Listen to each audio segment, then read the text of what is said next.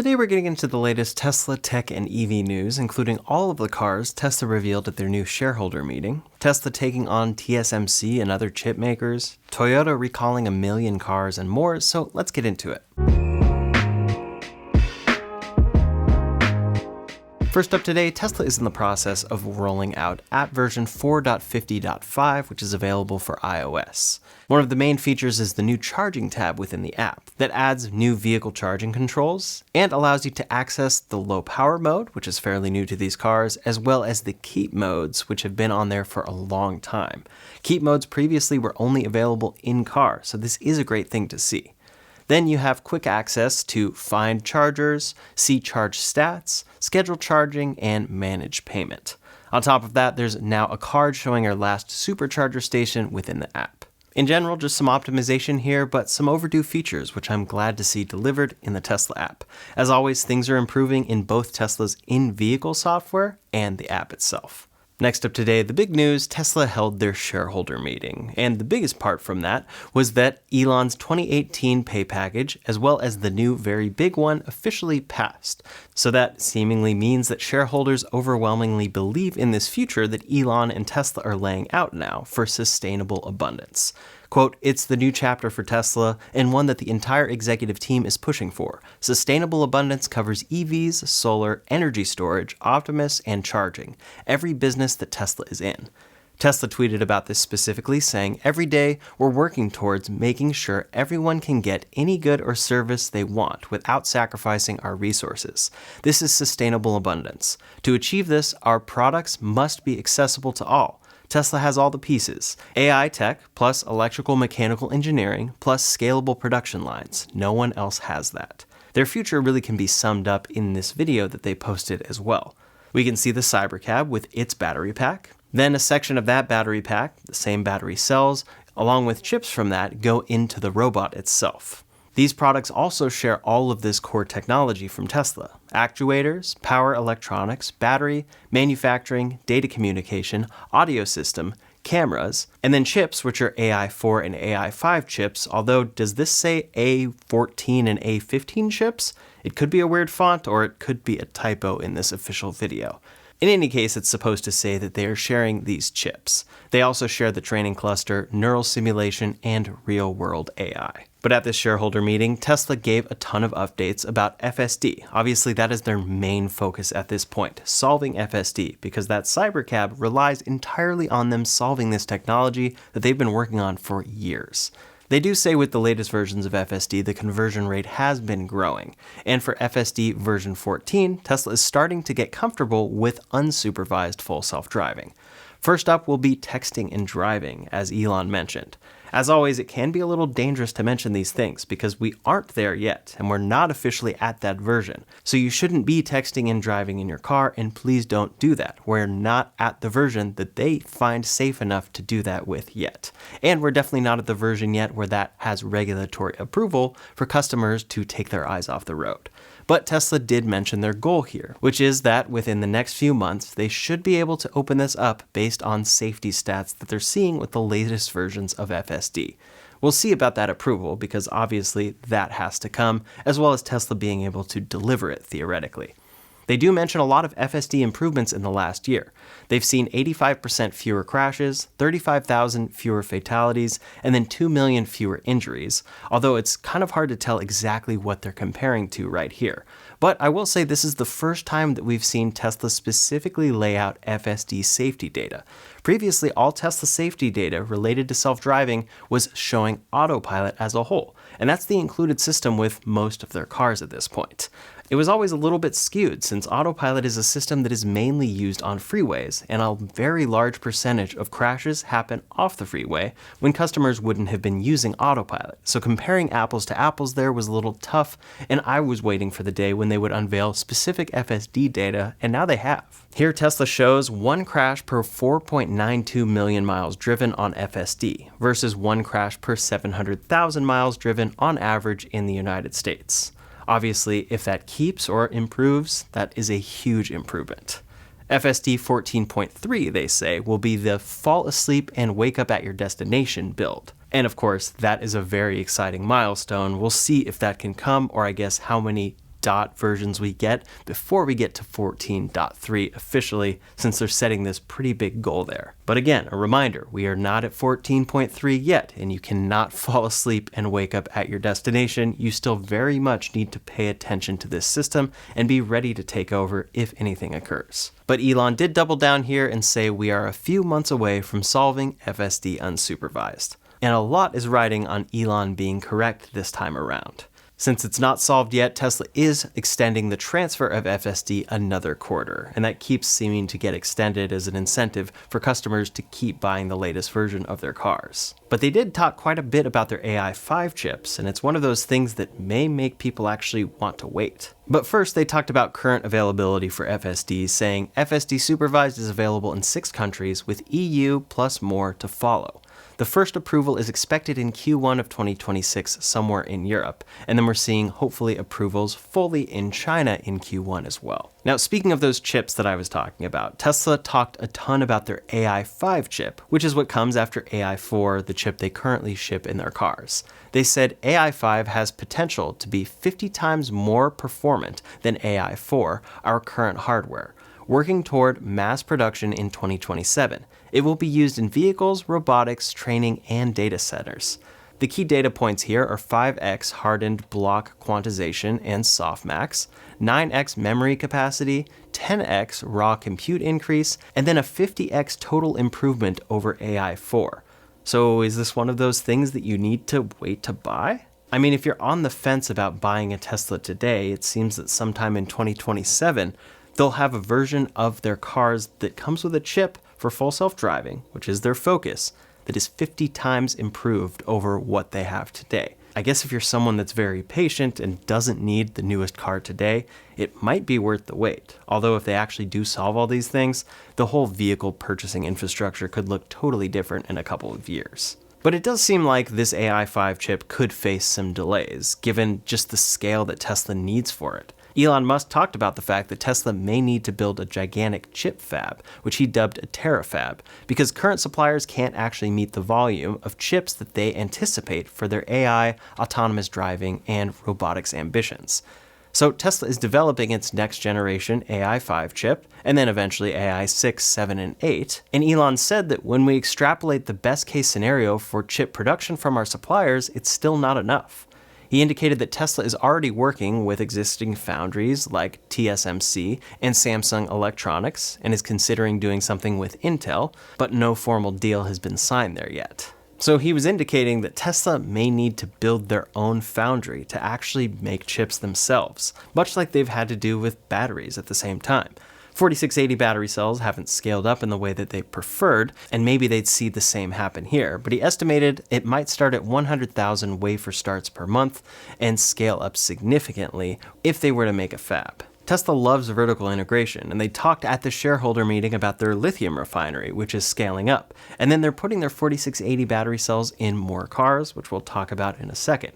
So maybe this is just the next piece of that puzzle that they'll have to work on themselves, while also using suppliers at the same time. It seems like it would take a very long time, or almost be impossible, for Tesla to scale up their own battery production to where they don't have to use suppliers. So probably the same would happen with chips here, but we'll see what the future looks like. Next came the Robotaxi, and Elon had a lot to say there. He did say thanks to Waymo because he thanked them for paving the regulatory path, and he said that Tesla will be able to deploy all the Cybercabs that they produce. Soon they're expanding this network, and they plan to launch in Las Vegas, Phoenix, Dallas, Houston, and Miami imminently. Of course, those will launch with safety monitors, but for the safety monitors specifically, their aim is to have that removed by the end of the year in Austin, Texas. Then seemingly it would probably come in the Bay Area after that, and then some of these other markets that maybe Waymo already operates in without a safety monitor. But then came the refreshed car that we didn't expect to see from Tesla, and that's the refreshed version of the Tesla Semi. The Tesla Semi has already been refreshed before it actually reached true scaled production. We've really only seen kind of a beta testing of this at certain companies and within Tesla themselves, and now they have a new version. The main noticeable design change is that it has a front light bar, much like the Model Y and Cybertruck. When you really look at all the details, there are quite a number of other small changes as well, but in large part it looks like the Tesla Semi. They plan for mass production to start in 2026. This has a 500-mile range, 1.2 megawatt charging, 800 kilowatt drive power, and then 1.7 kilowatt hours per mile when it comes to efficiency. When you compare this to the previous generation, this is actually a 15% improvement in efficiency. So that's really the most important thing that Tesla is always working on. A 15% improvement there is huge and can allow them to probably produce this with a little bit of a smaller battery pack. They also say that this has an increased payload capacity and it's designed for autonomy, which is interesting because wasn't it designed that way before? Maybe this just means it has the latest version of their cameras and chips that they're shipping on their latest cars, AI4. But I guess if you're in the market for a semi, should you wait 2 years for AI5? Of course, that is always going to be the question, and I wouldn't be surprised if 2027 doesn't actually bring those chips yet, and we see some delays. Time will tell. One thing this car will use from Tesla is 4680 battery cells, and that's a pretty big change for the Tesla Semi at this point. When they scale up production, they plan for volume production to be 50,000 units per year. But of course, that's once they get there. It will start scaling in 2026. And this has been a long time coming. This is a car that was unveiled in 2017. And then it seems like it will probably be about 10 years later to where they get to that true scaled production at 50,000 units per year. And it will already have a refresh in the process. That also comes along with the Roadster refresh, which we'll get to more in a minute. The head of the Semi program, Dan Priestley, said, quote, "Immense number of improvements in next year's Semi stemming from pilot fleet learnings and amazing innovations from the Tesla teams working on it." The next new vehicle, though, that Tesla unveiled was really just the latest version of the Cybercab. Tesla has shown off the production line here for the first time, and they say they officially plan for production to begin of the Cybercab in April of 2026.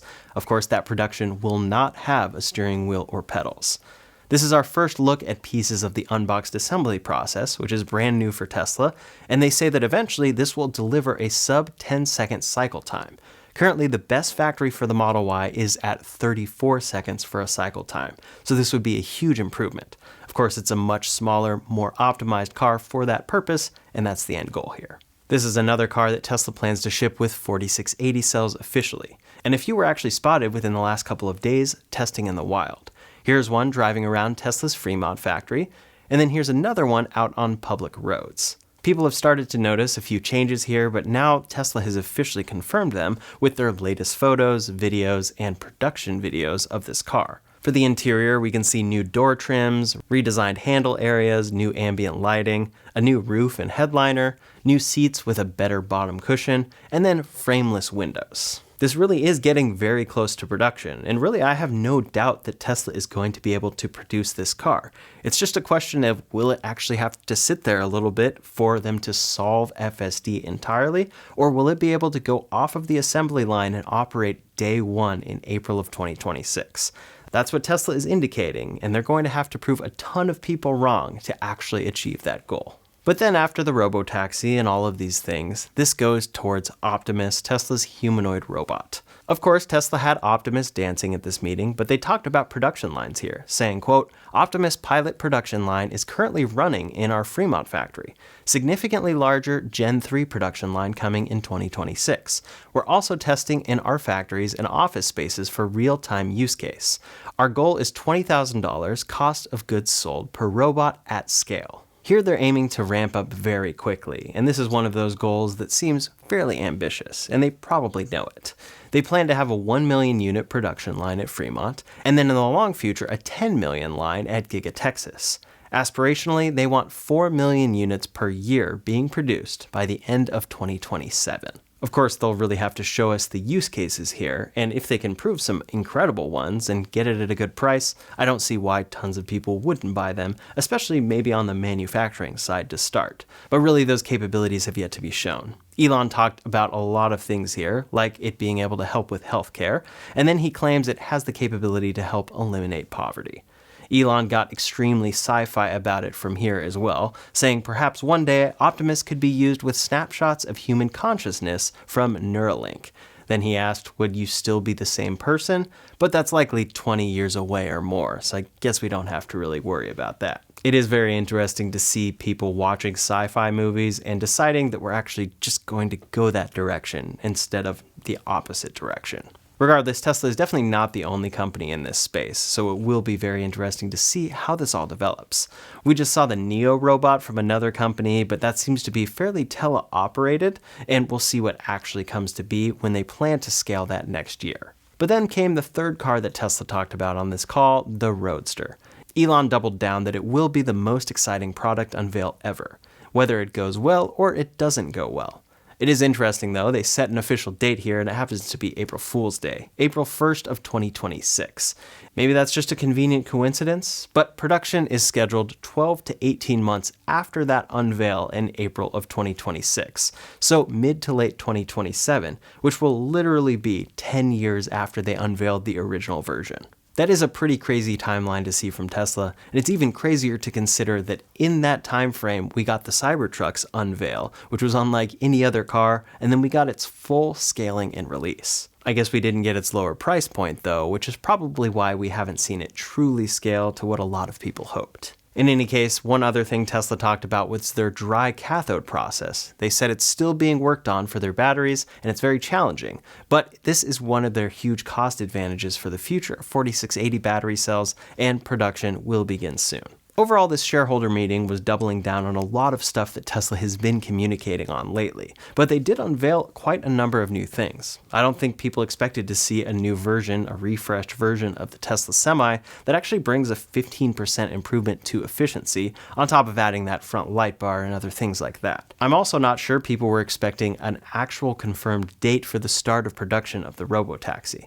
And then we got a lot of seemingly firm details on which version of FSD will bring each capability. We'll just have to see how regulatory approvals catch up with all of that. Can they actually get approved for a texting and driving version of FSD before they reach the full-out unsupervised version? Can they actually get approved for people to fall asleep in their car with 14.3? It seems like a long shot because we're already at 14, but we'll see.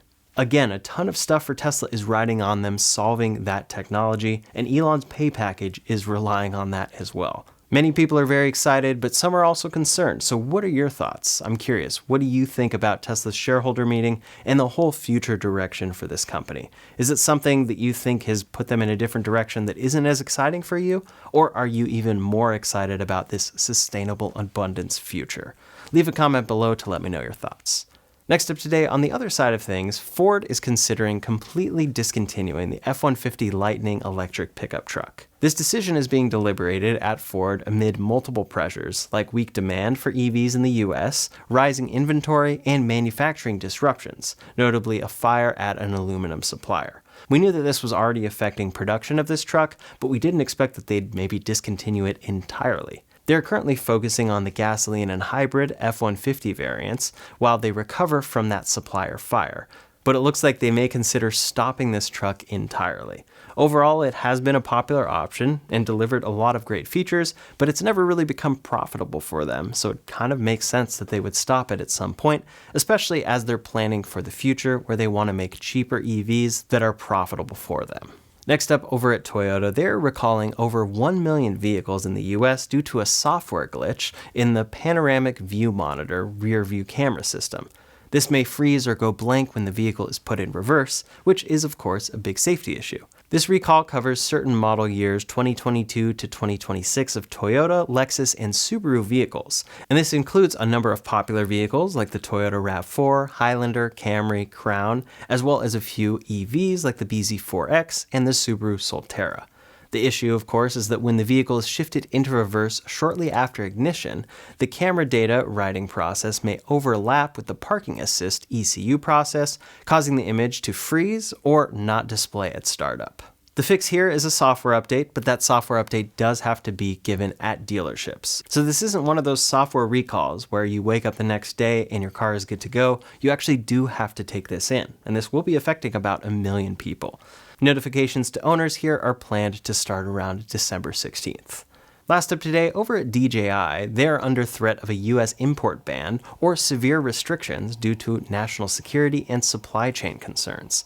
The key trigger here is the FY25 National Defense Authorization Act, which includes a requirement that a US national security agency assess whether Chinese-made drones pose an unacceptable risk by the end of 2025.